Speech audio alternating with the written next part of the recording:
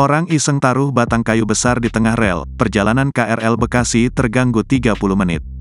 Perjalanan kereta rel listrik komuter lain jurusan Bekasi Kampung Bandan sempat mengalami gangguan keterlambatan selama 30 menit. Manajer External Relations and Corporate Image Care KAI Komuter, Leza Arlan, menuturkan hal itu disebabkan karena adanya batang kayu berukuran besar berada di tengah-tengah rel jalur Kranji. Betul adanya batang kayu pada rel, kurang lebih 30 menit gangguan keterlambatan. Kami sangat menyayangkan kejadian tersebut, ujar Leza saat dikonfirmasi wartawan, Kamis, tanggal 11 Januari tahun 2024.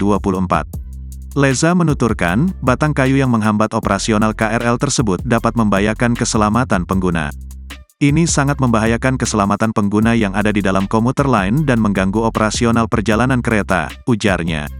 Leza menurunkan, saat ini keberangkatan KRL telah normal kembali meski sempat terganggu setengah jam. Dalam unggahan akun Instagram @jalur5 pada Kamis, tanggal 11 Januari tahun 2024, disebutkan bahwa ada orang iseng yang menaruh batang kayu tersebut ke tengah rel.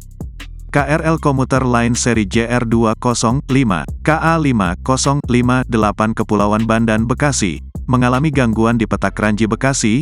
Hal ini disebabkan orang iseng menaruh kayu di tengah rel sehingga mengenai KRL, tulis akun tersebut. Akibatnya, KRL seri 5058 itu tidak dapat berangkat sesuai jadwal dan keberangkatan kereta tertunda selama 30 menit. Download Tribun X sekarang, menghadirkan lokal menjadi Indonesia.